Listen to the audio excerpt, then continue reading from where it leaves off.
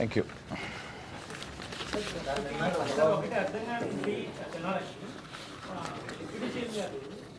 గత 6 నెలలుగా ట్రై చేస్తుంటే 10,000 మంది ఉద్యోగాలు పోతే రావద్దని చెప్పారు. సో ఎవరు చెప్పారు, చెప్తే ఎందుకు ఆలేదు? ఇప్పుడు పోర్టు పైన మీరు ఎక్కువ దృష్టి సారిస్తే స్థానికంగా ఉన్న ఉద్యోగ అవకాశాలు కోల్పోతారు, అక్కడ ఉన్న హమాలీస్ వాళ్ళు ఇబ్బంది పడతారు, మీరు ఇటు పక్కన వస్తే ఇబ్బంది కలుగుతుంది అనే సమాచారం అనేక కోణాల నుంచి అనేక సోర్సెస్ నుంచి ఆయనకు అందుతూనే ఉంది. కానీ మీరు అర్థం చేసుకోవాల్సింది ఏంటంటే వేచి చూశారు. సమయం సందర్భాన్ని బట్టి పవన్ కళ్యాణ్ గారు రియాక్ట్ అవుతారు. సమాచారం అందింది, సమాచారం అందినంత మాత్రాన తొందరపడలేదు. దానిపైన అవగాహన తెచ్చుకుని ఇది వాస్తవం కాదా తెలుసుకుని అప్పుడు రియాక్ట్ అయ్యారు ఆయన.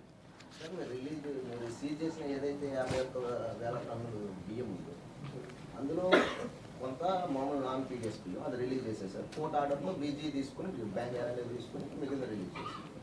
ఆ బ్యాంక్ గ్యారంటీ తీసుకున్న బియ్యము ఇప్పుడు సీజ్ చేసిన బియ్యము ఉంటారు కాదు నిర్ధారించాలి. ఇంకా ఓకే, అది మీకు ప్రత్యేకంగా ఉండొచ్చు. వాస్తవం ఏంటంటే చెక్ పోస్టులు ఏర్పాటు చేశాం. ఈ పర్టికులర్ షిప్ స్టెల్లాలో 28 కంపెనీలు బుక్ చేశాయి. 52,200 మెట్రిక్ టన్నులు ఈ షిప్ కెపాసిటీ. 28 కంపెనీలు బుక్ చేశాయి ఈ షిప్ని. ఇంకా ఇన్వెస్టిగేట్ చేయాల్సిన అవసరం ఖచ్చితంగా ఉంది. అది అయిన తర్వాత పూర్తి వివరాలు మీకు ఇస్తారు. పీడిఎస్ బియ్యాన్ని మనం బీజీ తీసుకుని రిలీజ్ చేసినప్పుడు వాళ్ళు దేనికోసం ఉపయోగించుకుంటారు? ఎట్లా పంపించుకోవచ్చు, లేదు వ్యాపారం చేసుకోవచ్చు? అంటే ఎసెన్షియల్ కమోడిటీస్ చట్టంలో ఏముందంటే ఆహార ధాన్యాలని మనం సీజ్ చేసినప్పుడు బియాండ్ 6 months ఉంచకూడదు. ఎందుకంటే అంతిమంగా అది ప్రజలకు ఉపయోగపడాల్సిన పదార్థం కాబట్టి వాటిని మనం వేరే రోజుల్లో దాచిపెడితే మళ్ళీ కుళ్ళిపోతాయి, నిరుపయోగంగా మారుతాయనే ఉద్దేశంతో గౌరవ కోర్టు అట్లా ఆ విధంగా ఆర్డర్స్ ఇచ్చారు. ఎవరైనా సరే, అంటే మేము కూడా ఆక్షన్ చేసేస్తాం. పౌర సరఫరా శాఖ నుంచి కూడా ఆక్షన్ చేస్తాం సీజ్ చేసిన బియ్యాన్ని. అది రూల్, అది ఎసెన్షియల్ కమోడిటీస్ యాక్ట్లో అది రూల్. మీరు 5 months బ్యాక్ జస్ట్ ఇది అనుబంధ ప్రశ్న. 5 months బ్యాక్ మీరు కొన్ని ఎంఎల్ఎస్ పాయింట్లు అవి విజిట్ చేశారు, సీజ్ చేశారు, వాళ్ళ మీద బ్లాక్ లిస్ట్ పెట్టారు. బ్లాక్ లిస్ట్ పెట్టడం తీసుకుని కొంచెం మీడియాకి రిలీజ్ చేయాలి. షూర్, తప్పకుండా. నాకు తెలియదు, నా దృష్టికి ఉంది. నా దగ్గర ఉన్న ఇన్ఫర్మేషన్ అది చేయాలి, ఎంక్వైరీ చేయాలి. అదే కదా నేను కోరింది. ఖచ్చితంగా దీనిపైన సమగ్రమైన ఎంక్వైరీ జరగాలి. ఏ విధంగా 41.12% కాకినాడ సీ పోర్ట్స్ లిమిటెడ్ దగ్గర నుంచి బలవంతంగా లాక్కుని ఆరోబిందో రియాలిటీకి అప్పచెప్పారో దానిపైన సమగ్రమైన విచారణ జరగాలి. ఇది మా పార్టీ డిమాండ్. పక్కదారి పడుతున్న బియ్యం డిపార్ట్మెంట్ నుంచి వెళ్తుందా లేదా ప్రజల నుంచి వెళ్తుందా, ఎట్లా వెళ్తుంది?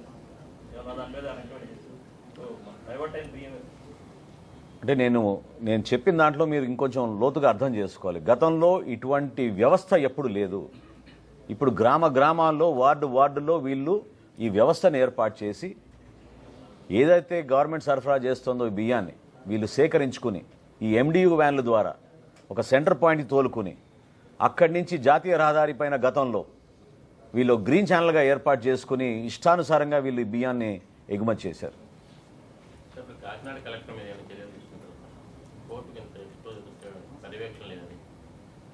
ఈ 5 సంవత్సరాల్లో నేను చెప్పిన లెక్క మీకు.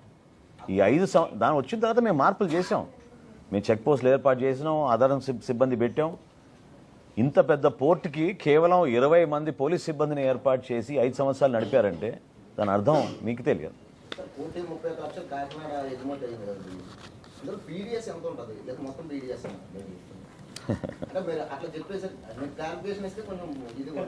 ఎవరైనా ఊహించగలుగుతారా 48,000 కోట్ల రూపాయల బియ్యం ఎగుమతి కాకినాడ పోర్టు నుంచి జరిగిందని 3 సంవత్సరాల్లో? చెప్పండి.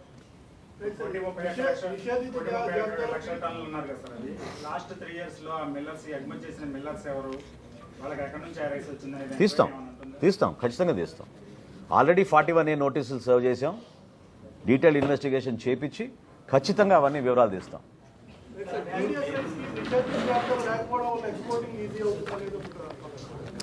ఫీడియస్ రైస్ పైన నిషేధం ఎత్తలేదండి. రా రైస్ పైన ఎత్తేసారు, బ్రోకన్ రైస్ పైన ఎత్తేసారు. ఆ నామెన్క్లేచర్తో వీళ్ళు వాడుతున్నారు, ఆ విధంగా బిల్లు తయారు చేస్తున్నారు. 2 చెక్ పోస్టులు మీరు మంత్రిగా అయిన తర్వాత పెట్టిన తర్వాత కూడా ఇలాంటి ఆరోపణలు వస్తున్నాయి. అంటే లోపం ఎక్కడ దీని మీద రెక్టిఫై చేశారు? ఉన్నాయి, లోపాలు ఉన్నాయి డెఫినెట్గా. అందుకనే కదా దానిపైనే పవన్ కళ్యాణ్ గారు దృష్టి సారించారు, దానిపైనే ఆయన ఆవేదన వ్యక్తపరిచారు. అధికార యంత్రాంగం ఇంకా బాగా పనిచేసే విధంగా, మెరుగైన రిజల్ట్స్ వచ్చే విధంగా, ప్రభుత్వ ఆలోచనల మేరకు పనిచేసుకుంటూ క్షేత్రస్థాయిలో వీటిని అరికట్టే విధంగా నిలబడాలి, ఇంకా ఇన్వాల్వ్ అవ్వాలి. ఇటువంటి బయటికి తీస్తాం, ఇంకా దాని గురించి మాట్లాడాలి. ఆ రైసు అలాగే ఆ షిప్ సీజ్ అయిందా ఏంటి అంటే దాని మీద కొంత సందిగ్ధత నెలకొందండి. ఎందుకంటే అంతర్జాతీయ షిప్ను సీజ్ చేయడం అనేది సాధ్యం కాదు కాబట్టి ఆ సరుకు సంబంధించి కావచ్చు, షిప్కి సంబంధించి సాధ్యం కాదని ఎందుకు అనుకుంటున్నారు మీరు? చట్టాలు ఉన్నాయి, అధికారం ఉంది, ఖచ్చితంగా వాళ్ళకి నోటీస్ ఇచ్చి ఏ విధంగా ప్రొసీజర్ ఫాలో అవ్వాలో ఆ విధంగా ప్రొసీజర్ ఫాలో అవుతారు. అనుమానం వచ్చిందే కాబట్టి దానిపైన ఇన్స్పెక్ట్ చేశాం. ఇన్స్పెక్షన్లో మాకు ప్రాథమికంగా 640 మెట్రిక్ టన్నులు అక్కడ దొరికింది కాబట్టి ఫర్దర్ యాక్షన్ అనేది రాబోయే రోజుల్లో చూస్తారు. నోటీసులు ఇచ్చేస్తారు ఏమన్నా షిప్ యాజమాన్యాలు కానీ లేదంటే చేస్తారు, అది కరెక్ట్గా చూసుకుంటారు. చాలా మంది అధికారుల పాత్ర ఉందనేది ప్రధానంగా ఎక్కువ ఆరోపణలు వస్తున్నాయి. అన్ని అన్ని ఎస్పీ గారు అన్ని డిప్యూటీ సీఎం వెళ్తే ఎస్పీ గారు లేకుండా పోవటం, కొంతమంది అధికారులు అందుబాటులో లేకపోవటం, అంటే అసలు ఎటువంటి చర్యలు తీసుకోబోతున్నారు ఇక నుంచి? అంటే పవన్ కళ్యాణ్ గారు రిజర్వ్ కూడా మళ్ళీ జరిగిందంటారు నెక్స్ట్ డే. నేను మరొకసారి రీఇటరేట్ చేస్తున్నా, ఖచ్చితంగా దీనిపైన సమగ్రమైన లోతైన ఎంక్వైరీ అవసరం. వివరాలు ఖచ్చితంగా బయటకు వస్తాయి. అధికార యంత్రాంగం ఇంకా అప్రమత్తమై లోతుగా దీని గురించి తెలుసుకొని పని చేసుకోవాల్సిన బాధ్యత అందరిపైన ఉంది. సో ఒక పర్టికులర్ వ్యక్తి కాదు, ఏం కాదు. సో డెఫినెట్గా వీ విల్ మేక్ ద ప్రక్షాళన తీసుకొస్తాం. థ్యాంక్స్.